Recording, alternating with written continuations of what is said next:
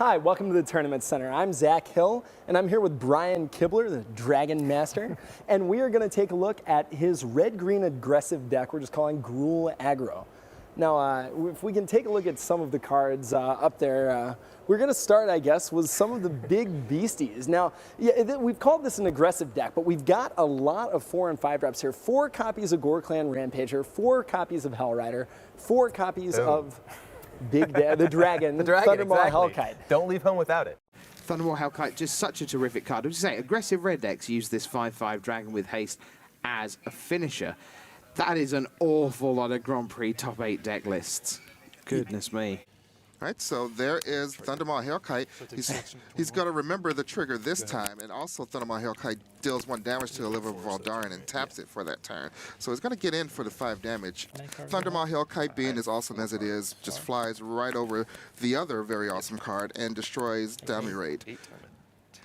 Kessid Wolf Run for Willie Edo is going to make this clock a lot faster. He's able to pump his Voice of Resurgence up to 6 power, so that was an attack for 8. Brian Kibler's at 10 life.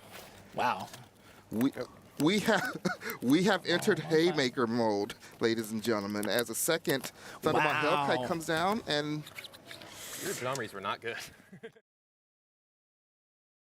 In June 2012, Patrick Chapin released a series of articles for Star City Games discussing the new powerful cards that were set to release in the upcoming expansion, Core Set 2013.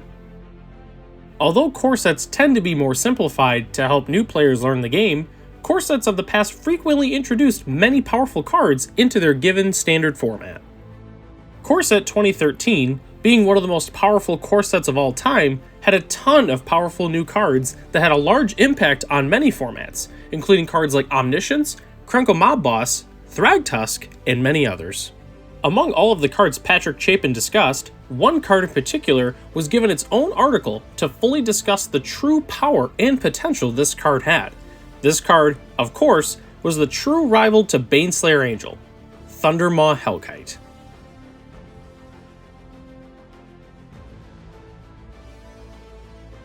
Thundermaw Hellkite is a 5/5 dragon with flying and haste for 2 red and 3 generic.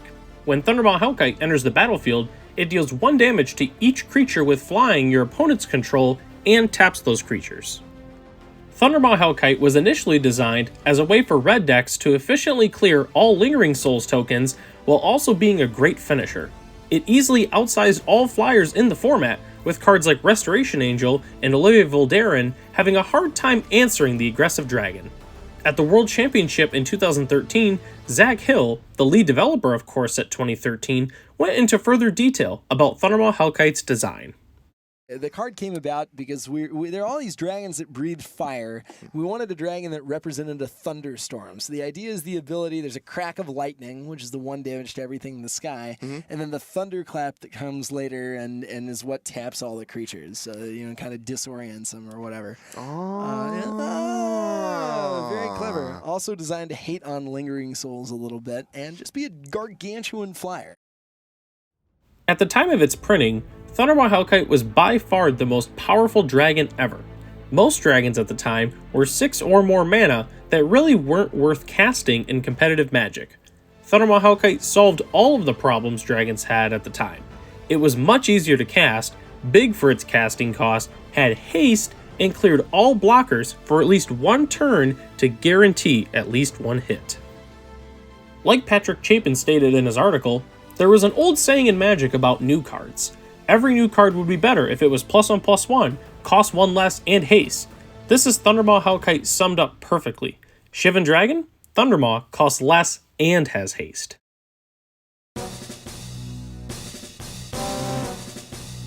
Upon its release, Thundermaw Hellkite was one of the most expensive cards in the set, starting around $30 and getting as high as $40 before the release of Gatecrash.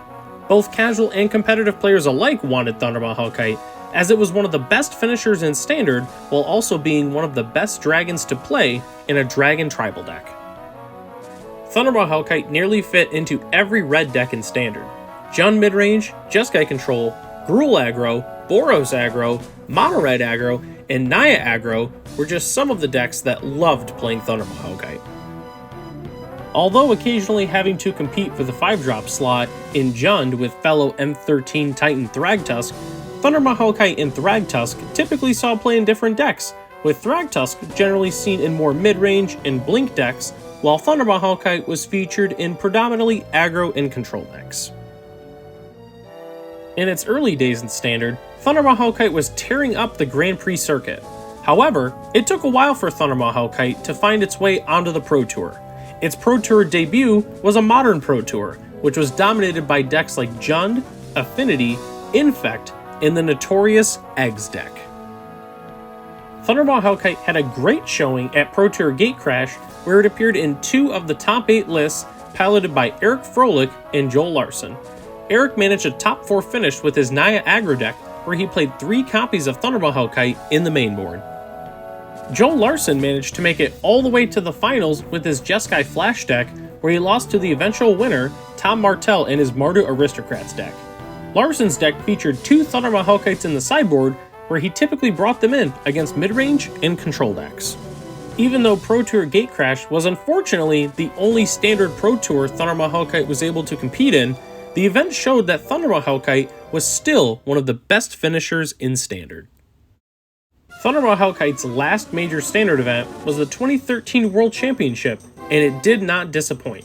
This was a Standard and Modern event, with Thundermaw Hellkite appearing in both Standard and Modern lists. From Gruul Aggro to Jeskai Control, Thundermaw Hellkite ruled the skies in both formats, with players like Brian Kibler and Tom Martell playing multiple copies in the main board. Many players decided to sleeve up Thundermaw Hellkite, but one player was able to maximize Thundermaw Hellkite to its full potential, Shahar Shenhar. Shahar Shenhar played Jeskai Control in both formats, both decks having Thundermaw Hellkite in the sideboard that he frequently brought in most matchups. Against all odds, Shahar Shenhar managed to win the final game of both the semifinals and finals, with Thundermaw Hellkite dealing lethal damage both times. Do you have a counterspell? I really do. There's the handshake. Shahar draws. Snapcaster Mage, he's going to show him. The applause has started. Reed Duke extends the hand, and it is Shahar Shenhar, the Israeli national champion, has led himself to victory here.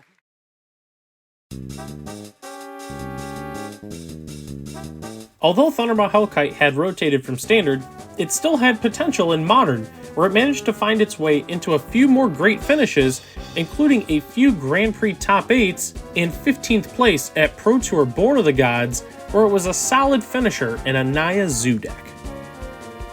In 2018, I managed to make the top 8 of a Star City Games Invitational Qualifier with a Gruul Monster Ponza deck, where Thundermaw Hellkite was paired with other monsters like Carnage Tyrant that could end the game in just a few attacks. Although Thundermaw Hellkite had largely been irrelevant for years in Modern, the unbanning of Jace the Mind Sculptor gave Thundermaw fans hope that it could return to the front of the metagame. Unfortunately, Modern had become a much more powerful format in the time Thundermaw Hellkite was gone, as it was unable to find a place in the metagame. So where is Thundermaw Hellkite today? Many Thundermaw Hellkite fans were upset upon the announcement of Pioneer, as Thundermaw Hellkite narrowly missed out on being legal in the format.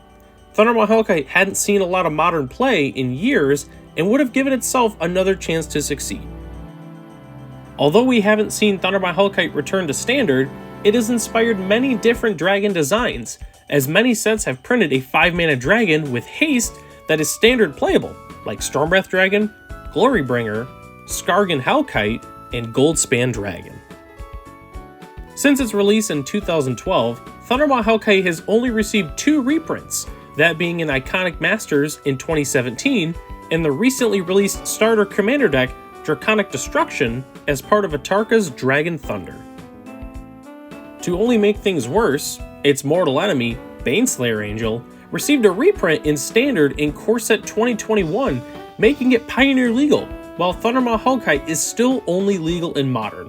Although very unfortunate for Dragon fans alike, there is still a chance that Thundermaw Hellkite could return to Standard someday, where it would likely be a strong card in Standard and Pioneer. While we remain hopeful for its return, we can still look back on my favorite dragon that managed to, above all odds, become a world champion. I'm Commander Crane, and thanks for watching this episode of Card History.